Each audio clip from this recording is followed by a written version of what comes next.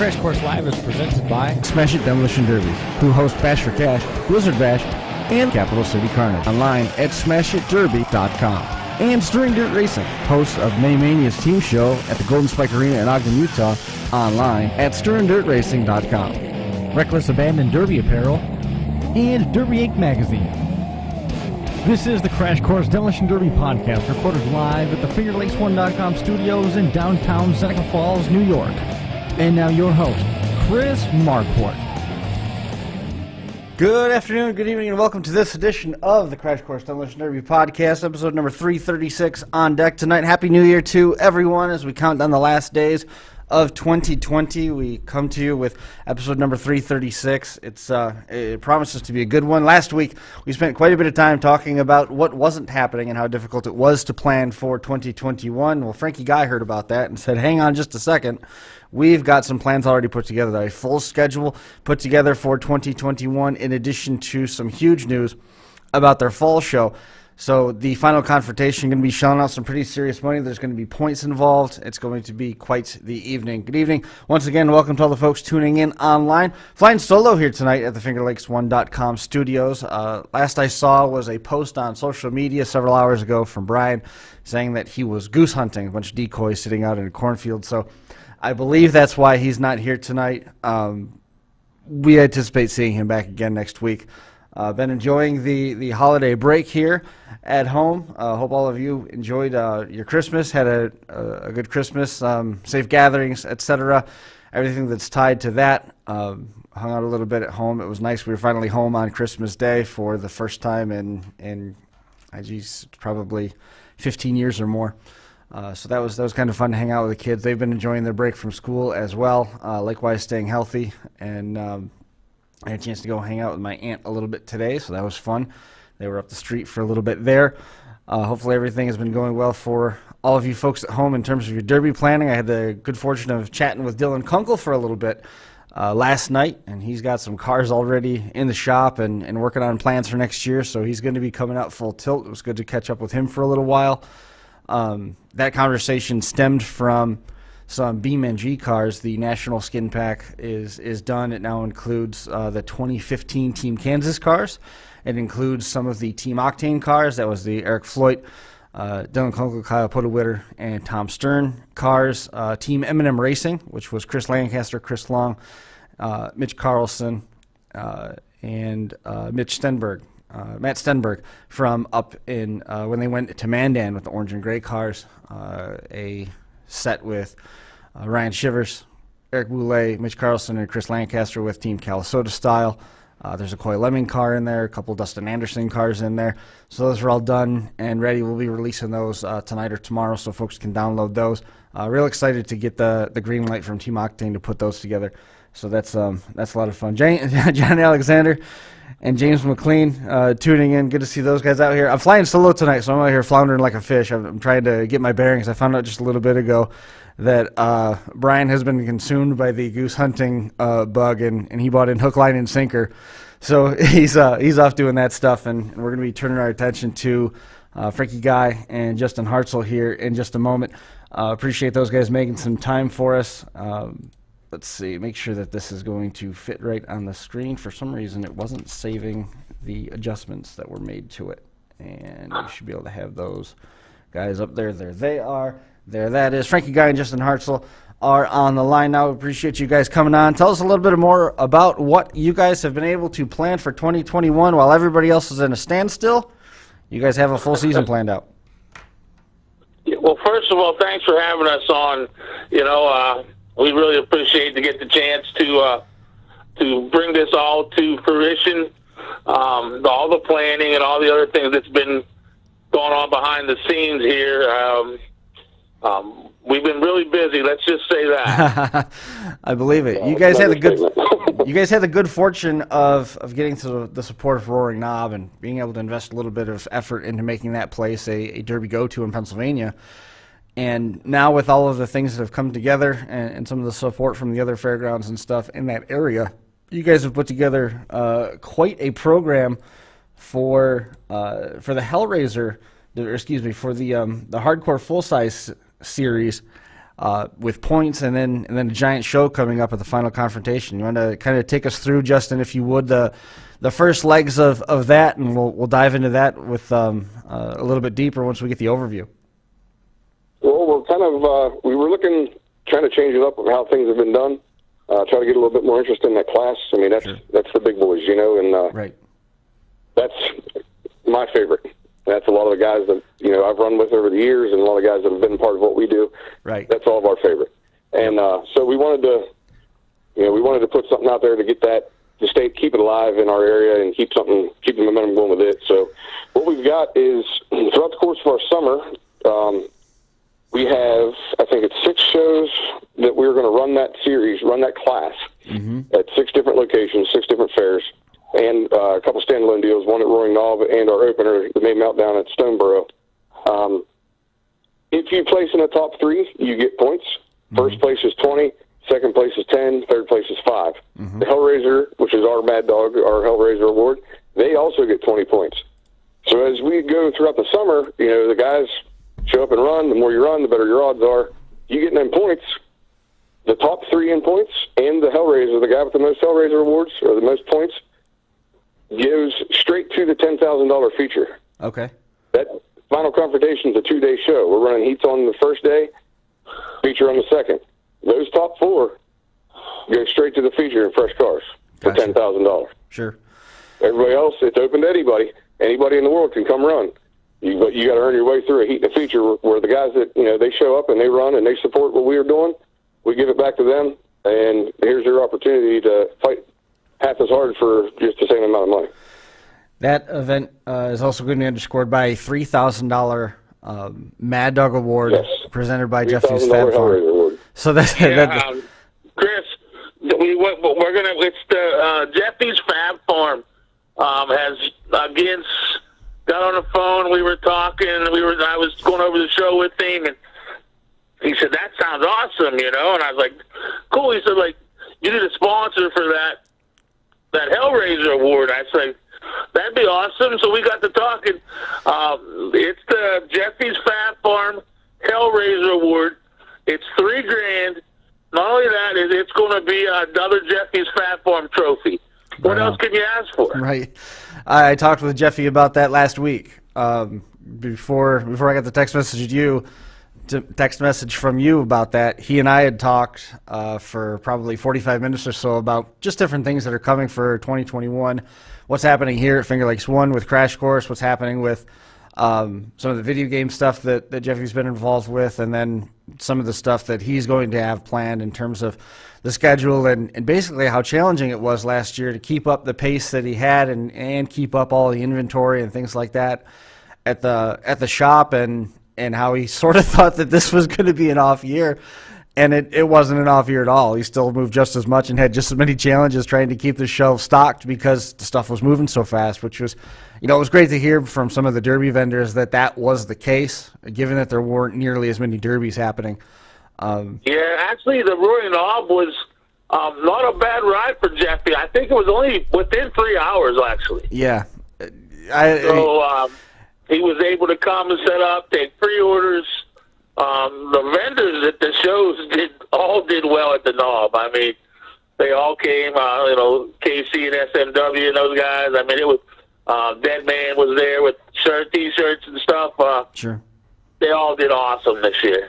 That's excellent. One thing going forward, too, for 2021, we spoke with Rick Jones that owns Roaring Knob, and if we run into a situation again, like this past year with the fairs and the issues that arose with all that, right. We're still rolling.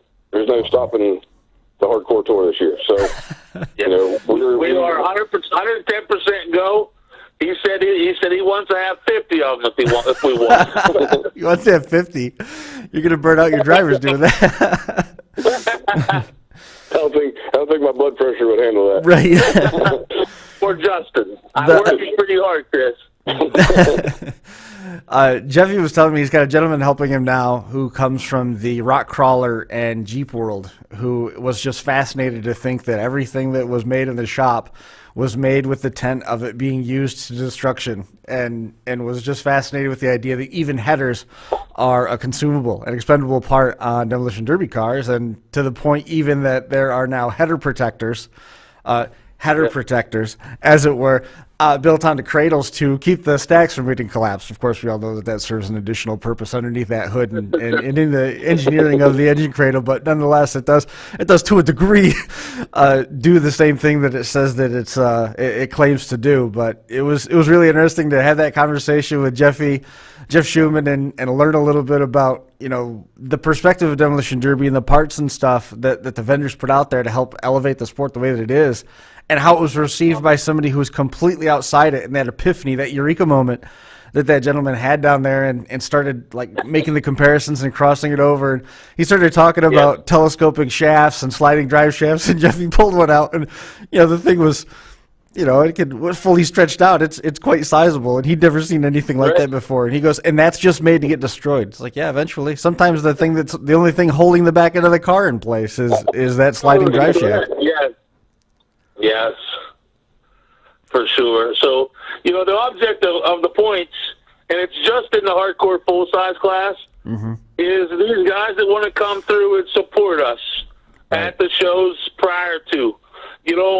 Some may come from distances, and some, get these guys into that, and it's got to be a heck of an advantage to go to that feature the second day with a fresh car. Well, sure. I mean, there's no question at all that you're gonna see that advantage. $10,000 is nothing to bat an eye at. It certainly isn't life-changing money, but it certainly makes the season worth it. There's no question there. And $10,000 has come to be the norm for most of these national touring type events, whether you're in a late model, a sprint car, or even in some cases a dirt modified right up here in New York. So that $10,000 is becoming a motorsport standard, not just demolition derby or circle track. It's a motorsport standard by that measure. Right. But I'm wondering a little bit more about, you said you need to incentivize things for guys to compete. Is the hardcore class, it's essentially a full weld class, right? I mean, it sort of parallels what you'd see at the Bash for Cash, if I'm not mistaken, in terms of the build, the exotic build. It's quite a bit lighter than a Bash style build. We're really, we work, Iron City Promotions, Steve and Todd Sayapa, those guys, they're in our backyard. We're all good friends, and we work well together. We kind of look at each other's rules and see who can do what. And, keep in mind that Iron City Nationals is a week before our Derby, and we want to make guys have that availability where they can go run both of them. Build a car. They you run a week before, you can weld a little bit to it and come to us the week after. Is that class option going? And is that class struggling We're not at really this point? quite Bash style, but we're a little bit lighter, but you can still build one heck of a car. Yeah, I remember having some talks with Steve Sayapa about where the rules were, and he wanted to come down a little bit from where Bash for Cash was. I didn't realize that you guys were running in parallel as well, which is a great move. I don't fault that at all. I think it's a great move. My question though was that class $10,000 derbies within 45 minutes of each other 2 weeks apart? That's not a bad deal either. Was that class struggling? Is that class struggling? Are you having trouble getting people to buy into that in any way? Is there a reason that you had to incentivize it that way to get people to come back to that class? No, not really. It's more of, we know, that's, like I said, that was the style of car that I was into. Sure. And I know what it takes to build one. I know the time, the money, the effort, the blood, the sweat, the learning, the getting your butt kicked. All that stuff factors into, that class deserves to have a little bit higher of a payout. And, obviously we can't get the fairs to fork out that kind of money, so we're putting that on our own. But to do it through the fair season, we're limited to the budget with the fairs. And so what we've done is try to up that purse as much as possible. Mm-hmm. So when we run our fair, we're guaranteeing a purse of $1,500 to win that breaks down from there. Right. But we're adding money to it. So the more cars show up, the more the prize money is. We're taking so much money out of the entry fee. We get our entry fee. The rest of it goes to the pot. If 20 cars show up, you're looking at an additional, $1,200 to go to the purse, and we'll say in the driver's meeting, how you boys want to break it down? How you want to cut it? Yeah, we're basically calling it a progressive pot. Yep. Progressive progressive purse.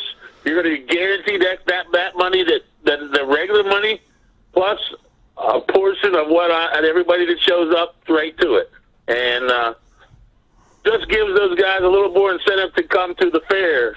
Because of the smaller budget of the fairs, it's hard to pay them what they actually deserve. You know what I mean? So Right. So at this point, September 25th, 26th, that's the final confrontation. That is going to, again, be at Roaring Knob or Stoneboro? Fairgrounds. that will be at Fayette County Fairgrounds. Fairgrounds. All right. I had missed that on the sheet that was here.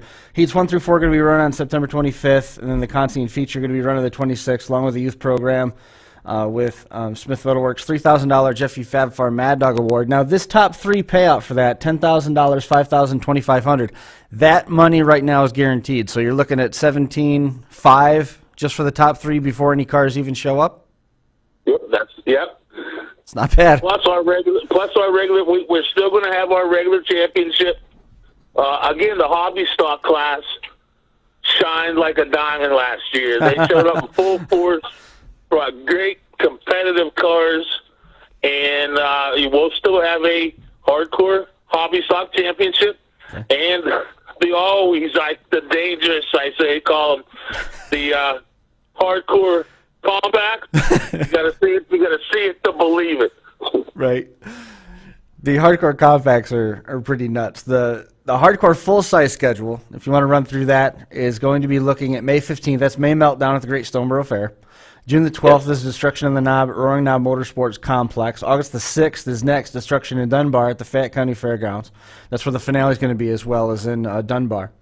Washington War Zone at the Washington County Fairgrounds, August the 14th. September the 4th is Labor Day. That's the Great Stoneboro Fairgrounds, Labor Day lockdown. And then the Route 40 Rumble at the West Alexander Fairgrounds, September the 8th. Then you got that week off in between for the Iron City Nationals. And then you come back with the September 25th, 26th, two-day final confrontation. And that is the schedule specific to the hardcore division, the full-size hardcore division that's going for the points. You can only get points if you finish in the top three. Yes, that's correct.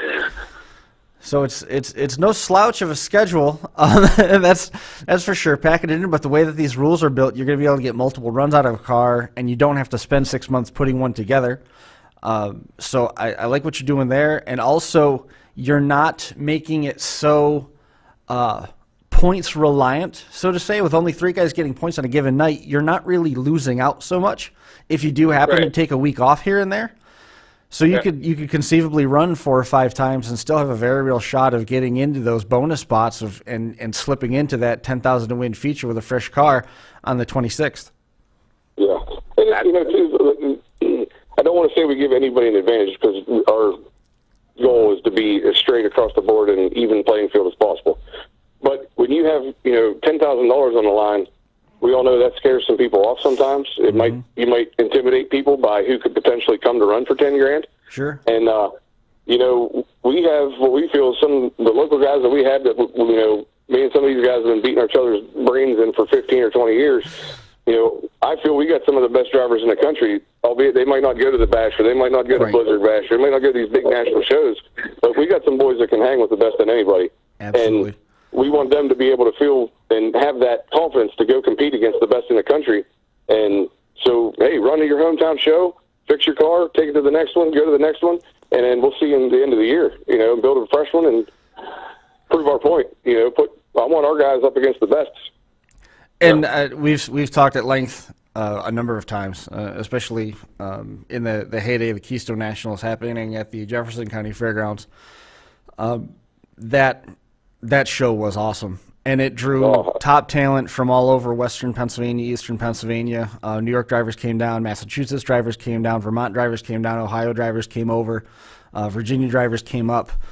And you didn't see the litany of names that you recognize from places like Razorback Rumble, Metal Mayhem, or Spring Explosion, or Blizzard Bash. Some of the names might have been the same, but it was still a regional show in terms of the driver pool. But the competition level that was there could hang with anybody, any place. I know the last one I ran up there when I won my heat. I mean, it was me, Brad Tice, Corey Rovin, Josh Corletto, Yep. Ken Clark. I mean, it just goes on. And it was like 45 minutes later, I'm looking and I'm like, God, these cars aren't dying. You know what I mean? Finally, we ended up getting out of it. But holy cow! I mean, it was just to get out of the heat at one of the last nationals was unreal. And it was awesome to just. I felt like it was a victory to me just to compete at that level with them guys. You're not the first person that I've heard say that either. Not at all. Josh, I never said his name right. Cusins? Oh, yeah, Josh Cusins. Me and you don't know how much times we were sweating building cars together, Yeah. Like, we're going to make it happen. We're going to get this done. And, yeah, we ended up lucking into the feature up there that night. But, man, we had some fun up there. Josh and Rich Riding. I never said his name right either. For all the times I did the call for him, Rich Ridinger.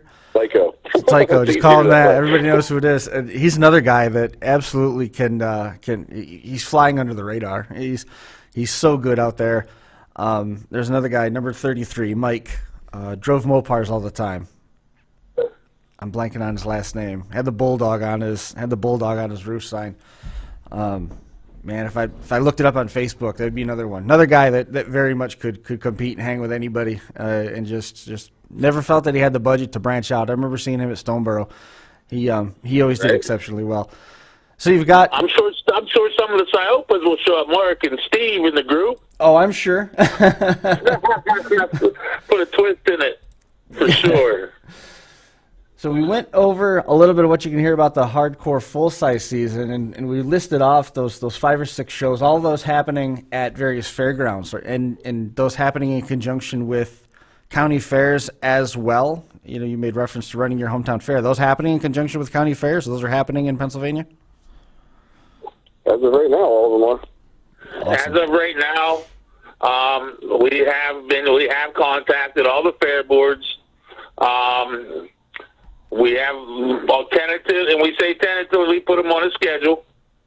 But they're all looking forward and going to do everything in their power to make it go. I'm for sure of it. Again, if not, as I call it, we build our own sandbox. So we're going to smash cars in 2021 and lots of them. Awesome.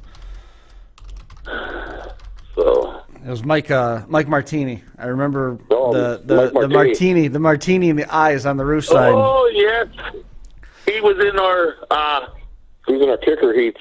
Yeah. Oh, that kicker heat last year's 20. Oh my God. Right. I can feel the ground shaking under my feet. It's crazy. And we're going a little bit off the beaten path of this stuff. We're not even bringing up names like Klinger. Tyler Smay's come run out there a couple times. Like you said, the Ciopas. Don Santel ran with us last. Pete Hansen ran with us last year.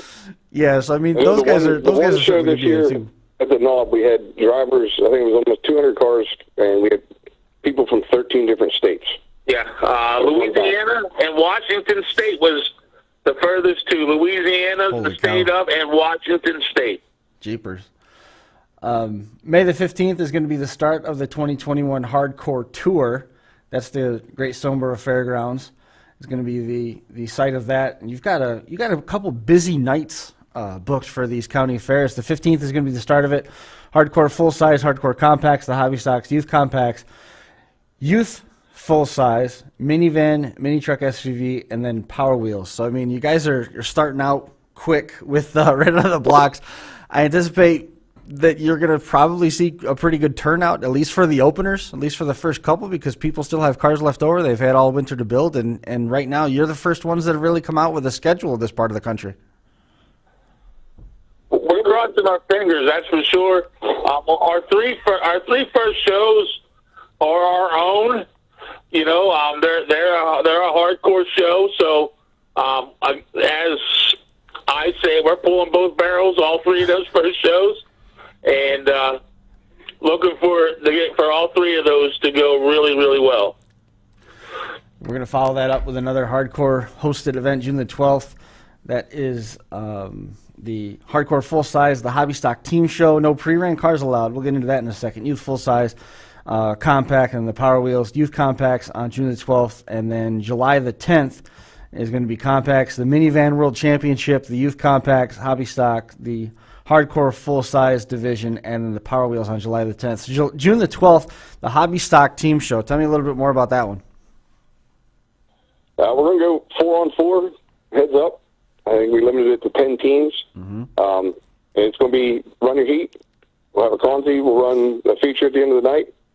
We're going to put together a good purse, and may the best team win. I mean, any more, you go to a derby, you're coming with buddies anyway, so why not make it happen? Do it legal style. Do it legal style. I like it. The Minivan World Championship on July the 10th. How did that come to be? That's Frankie's brainchild. They had the soccer mom. We're going with the hockey moms. We're close to Pittsburgh, so we're going with the hockey moms. And we're going to have the minivans.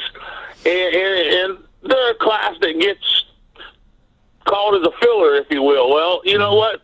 Again, we appreciate all our drivers at Hardcore. And we're going to make a nice little purse for them. And we're going to give them a shot at crowning the Minivan World Championship. We're going to do it right at Roaring Knob. I like it. That's that's really funny. So all those going to be at Roaring Knob. And then start branching out a little bit, Farmington, Pennsylvania, at the Farmington Volunteer Fire Department Mayhem on the Mountain on June the 26th. Power Wheels, Hobby Stocks, Youth Compacts, the Bates Hardcore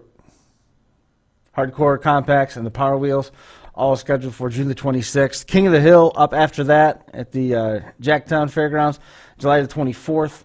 That's Power Wheels, Hobby Stocks, Hardcore Compacts, and then things turn to the Fayette County Fairgrounds for Destruction in Dunbar. A couple days of action booked for that one. July the 29th, the Hardcore Compacts, the Hobby Stocks, minivans, and SUVs running on the 29th. August the 3rd is the Bone Stocks with the Youth Compacts, minivans, and SUVs. And then August the 6th is the Power Wheels, the Hardcore Full-Size class, and the Hardcore Compacts, and the Youth Full-Size division, all running there at Destruction in Dunbar. That's going to be a busy couple days for you guys. That's a busy week. That's a 10-day fair. Yeah. And we are 30% of the outdoor arena, so it's time to produce when we get there. I see. Well, you loaded up, and I like what you did with the rules there that late in the summer, lightening things up, allowing people to put together stuff quick, and putting heavy emphasis on compacts, the minivan stuff, and giving people opportunity to throw something together so they can go get involved with it. I like that decision to lighten things up for Destruction in Dunbar for that 10-day fair out there. Chaos and Coal Country is in Waynesburg, Pennsylvania. That's Friday, August the 13th. Power Wheels, Hardcore Compacts, and the Hobby Stops, taking the top 5 in each class as a qualifier. Now, what's the qualifier? Your compact class, the Hardcore Compacts, and the Hobby Stocks, we have the end-of-the-year championship. Right. So as the season goes on, every driver in this class, you place in the top 3, you qualify. Okay. You have to run a second run.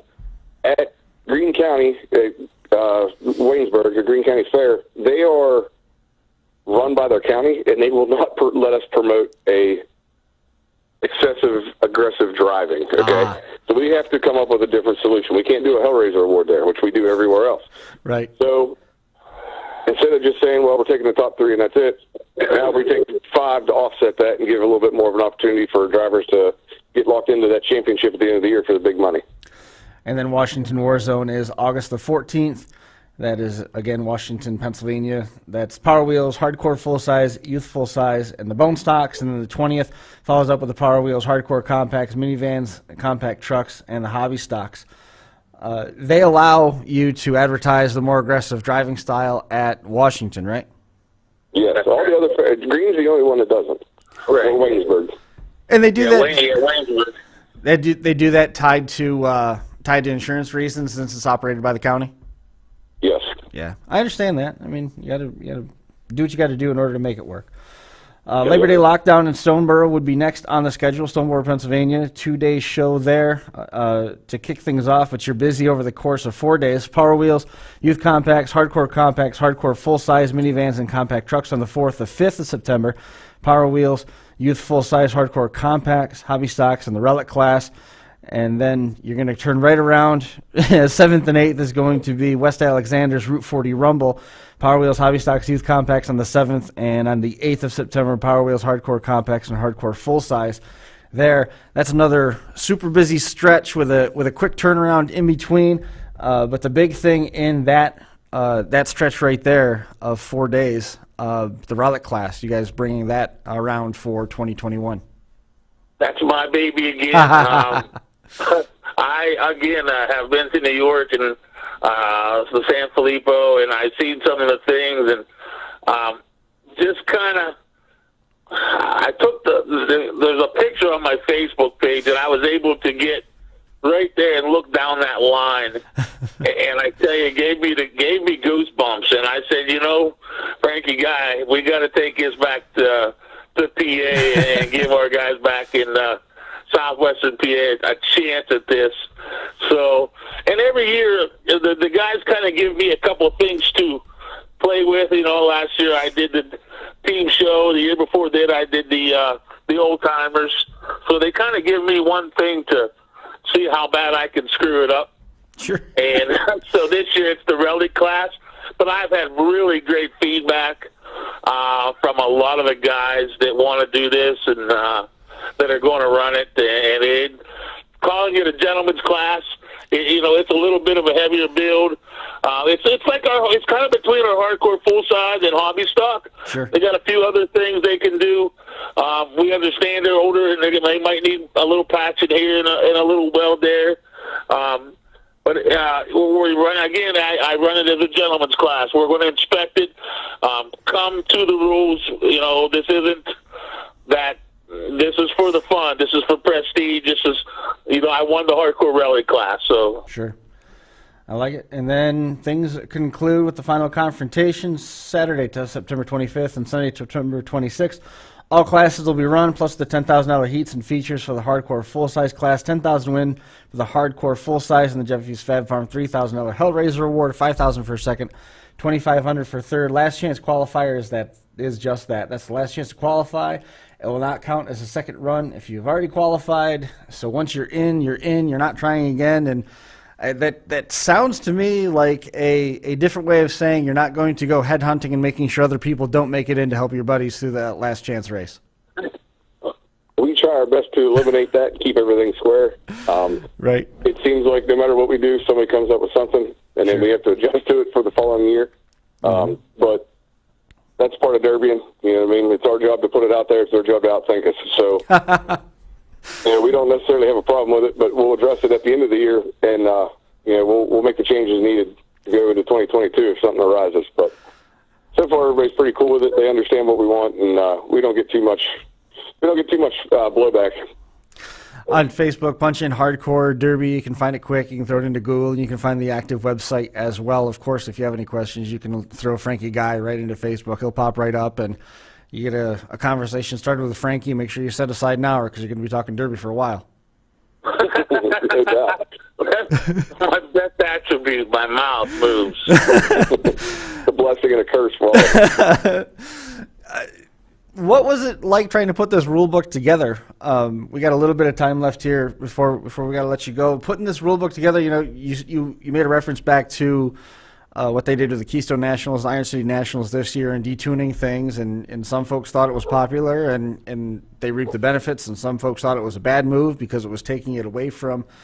Apparently, you need to have the heaviest car built possible in order for it to be recognized on a national level. I don't know. There's some debate to be had about that too. What did you guys do in terms of putting the rule book together, in addition to you having the experience just in building these cars and running them? Did you poll the drivers and get their feedback and their input? And also, what input did your inspectors have in terms of what they wanted to see and what they wanted to have in terms of checklists and what it was going to put the drivers through when they were in the inspection line? I got one thing. I've been putting rules together for probably 18 or 20 years. This is the most challenging set of rules and the most challenging group of guys. And probably what makes it work so well is that we do put each other on, challenge each other on not only what we said, but why we said it. We got to, sure. At the end has to justify the means with all of us. Mm-hmm. And this wasn't an easy, by no means easy on any of us. There was some yelling, there was some screaming. But at the end of the day, for the hardcore crew team pulls together, and we all grab the rope and pull, Chris, and I can't be more proud of these guys. The whole group from A to Z has done their part. That's excellent. There was a week where I was on the phone, I think it was like 22 hours, in the evenings, out of a whole week trying to back and forth what decision to make, and we understand that not everybody's going to be happy. Sure. We made decisions that based off of what we felt is the best for all parties involved and us let's face it, it's a business. You have to look at it that way. Yep. And put, personal stuff aside. I don't necessarily, there's things that we came up with that we voted on that's not my favorite choice. But hey, it's the team effort, and that's the way we look at it. There is no, when the phone call ends, then we move on. All right, that's our decision as a group, and we handle it 100%. You don't half-ass it just because you don't like the outcome. And we live by that, and I think that's what helps with our success because, even when somebody doesn't like it, we'll still 100% back each other up. We stand by it, and 9 times out of 10, when it all comes down, the cards fall at the end of the year, everybody's understanding. You might not like it, but you compromise. We compromise with the drivers. The drivers got to work with us, and this is a team effort by not just the hardcore crew, but everybody that runs for us too, because we have to. We all got to see the happy medium somewhere, or it's not. It's not successful. Was it a case where the rule book may allow one car or another to have a performance advantage? No, not really. I feel like it's pretty level. I don't think it was any car advantage at all. I don't see that. It was just a questioning of direction. Lighter, heavier, of that sort, or bit of the road. If we do this, they're going to do that, and back and forth. It was to try to. Again, everything we do is to level that playing field. Sure. As a driver, like I said, I don't want no more, but I don't want no less. Right on. You put me out there, and whatever happens, happens. I'm okay with that as a driver. And that's the ultimate goal, is leveling that playing field, giving them the opportunity and the platform to do what the hardcore drivers do, and that's smash cars and smash them very well. Right. The last thing you want to do is have your drivers feel like fish out of water and have them be uncomfortable, and getting them on board and building what is going to work for your driver pool, your inspector pool, and also for your schedule. You got a busy schedule and you got points being paid, so there's going to be some pressure, whether intended or not, for some of these drivers to make it to every single show. And by lightening things up a little bit, it's going to make it a little bit easier on them to either fix the car or build a replacement any amount of time that they've got allotted. So I like what you're doing. I think everything is going to go pretty well end to end for you next year, and I'm certainly interested in seeing how the point situation plays out. Now, the points is simply for qualifying, correct? It really doesn't have anything to do with a points champion in that division. It just gets you into the 10K feature. Yes, it just gets you into the 10K feature. If I'm sure there's guys out there that are like, screw it, we're not even wasting our time all summer long to do that. We'll just pay the $200 and run that night and earn our way in that way. Sure. Hey, that's up to them. But we're trying to help out the guys, and once again, those that support us, we're going to do everything we can to give them every opportunity to have the best shot they can to go win $10,000. Sure. And of course, we've Mark Elliott's been just covered up with work and finishing up the point system. But as normal, we're in 100% with Mark on where he goes. Whatever he can put us in on. We're going to be part of the unified point system again, and give the drivers again a shot. We did well. We had, I think, 3 or 4 in the top 10 again. We want to better that this year. Well, we certainly wish you the best. You put together a schedule that's going to give them an opportunity to be competitive and get a qualifying spot for the 10,000 win show. And you got drivers that have run around there that have ventured out beyond Western Pennsylvania and run some of these bigger shows out around the country. So it's working well on both sides. I certainly congratulate you on being able to put a schedule together already. Here we are, the last weekend of our last weekend of 2020 is already behind us. Last days now of 2020 as we head into 2021, and schedule's already out there and everybody's working together. I like it, man. I'm glad everything's working well for you down there in the Commonwealth. Yeah, we got the lift too. We've added the addition of the lift. We got the mobile lift now. Right. So as far as inspection, we took it to Dead Man and one of the Derby Dog shows last year, and we got a good feel for it. And got some tweaks done. Again, put it up in the air. We're going to make it fair. Awesome. Well, be sure to check in with us again as you get a little bit closer, as any new developments come about. Is there anything else that we needed to hit on that we missed? Nah, we took up all your time, buddy. Again, thank you and all you do for Derby World and the guys and Brian. And we love your show. I watch it every Monday I can, and thank you guys. Can you believe it's 336 of these? I can't. Yes. It blows my mind when I punch that number in today. We're creeping up on 350. We were doing some digging through the archives at Christmas time. Tim Clark Jr. had rediscovered some of the old episodes that Russ was on and went through and had snipped some of the clips. And we had episodes up here in this old classroom here on the third floor at the North Park building, which used to be a third, fourth, and fifth, or fourth, fifth, and sixth grade schoolhouse. It was built back in the 30s. It even still has the Fallout Shelter logos out on the outside of the building.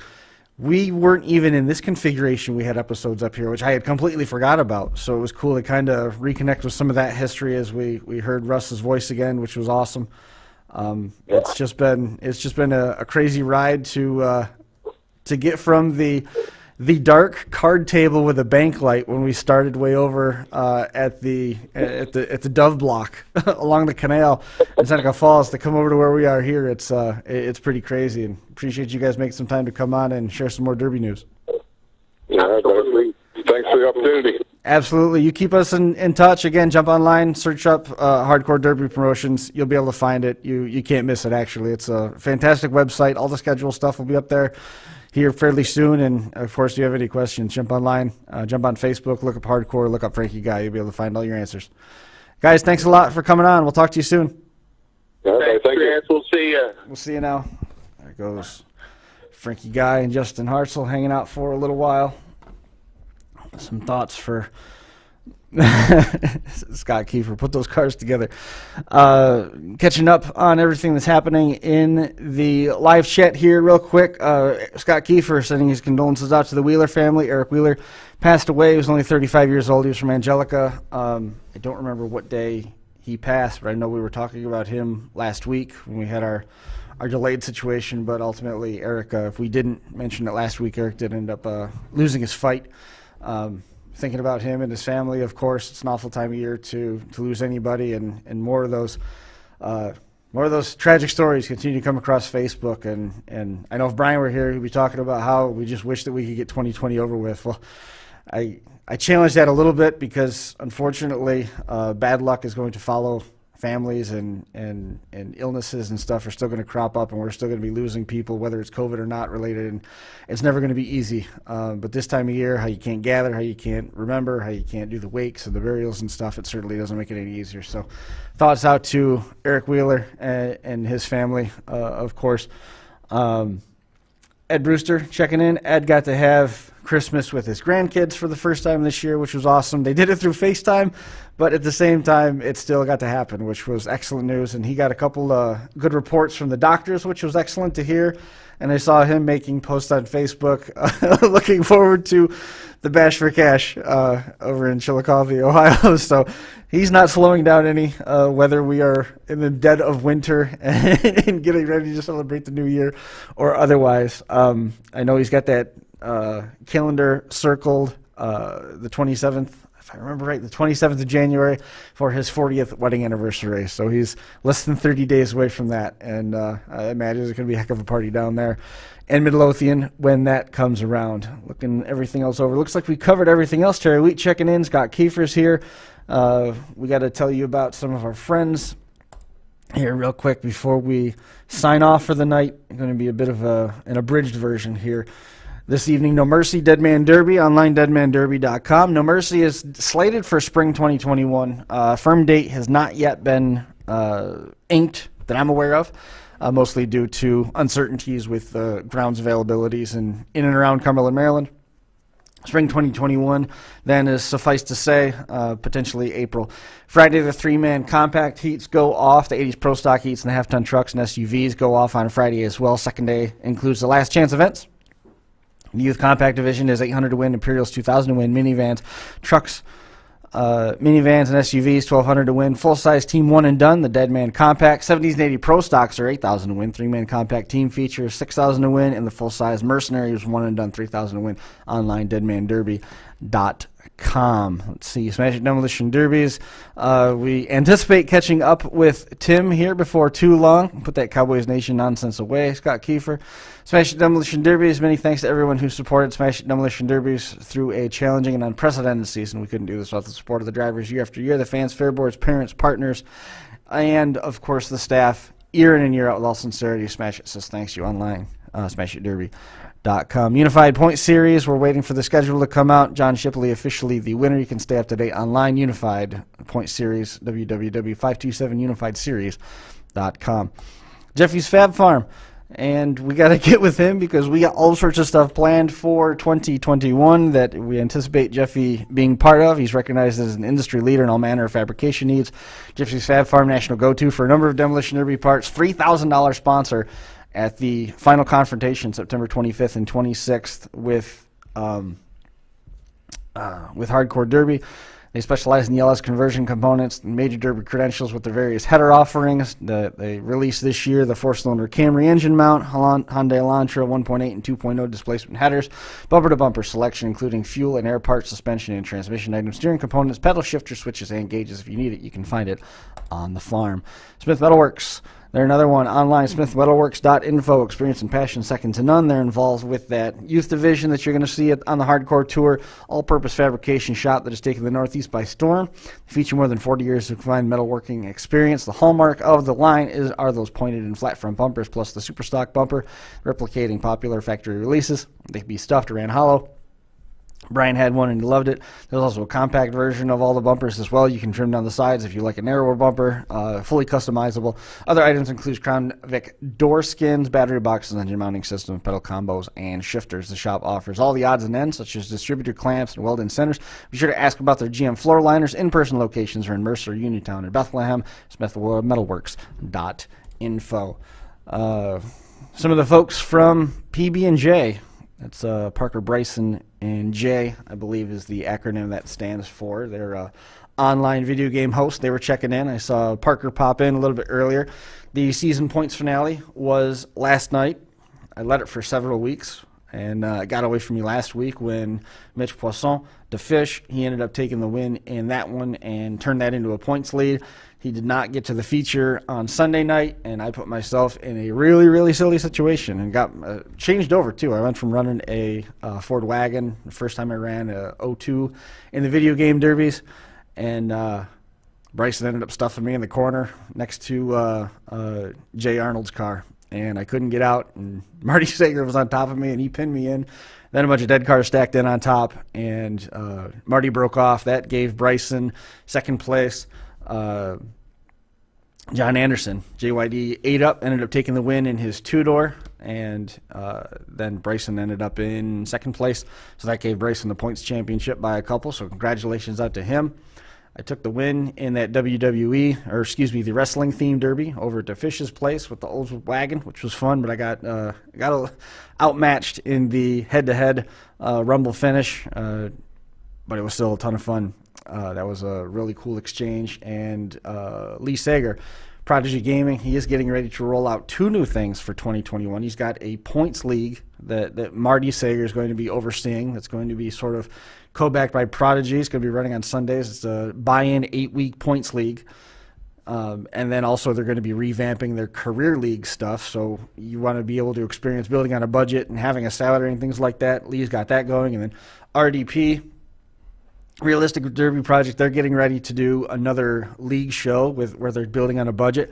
They changed things up now, so the real element has been added for $300. You can basically stub a car, and you have to run the same build as the week before. There's no fix-it plates on it, but gives you the experience of having to run a car a second time. It is wild, all the stuff that's been going on with the Realistic Derby Project. Again, I think I said it at the beginning of the show. I had a chance to catch up with Kyle Puttawitter a little bit this week, and then talked with Dylan Kunkel some about the Northeast Pack release. Iopa Racing's team is going to be in there from a couple years back when Josh Carletto, Steve, Todd, and Mark all ran together out of Blizzard Bash with the two four-door GMs, the wagon, and then the four-door Vic.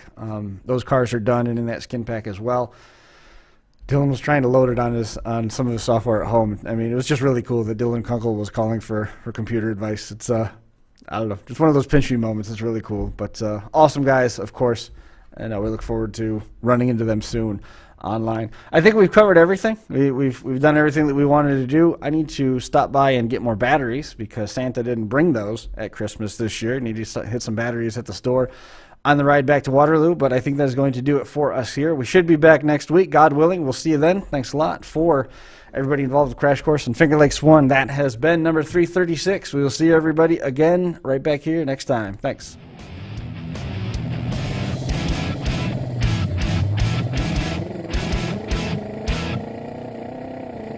The Crash Course Live is presented by Smash It Demolition Derby, who host Bash for Cash, Blizzard Bash, and Capital City Carnage. Online at smashitderby.com. And Stirring Dirt Racing, hosts of Maymania's team show at the Golden Spike Arena in Ogden, Utah. Online at stirringdirtracing.com. Reckless Abandon Derby Apparel, and Derby Inc. Magazine. This is the Crash Course Demolition Derby podcast, recorded live at the FingerLakes1.com studios in downtown Seneca Falls, New York.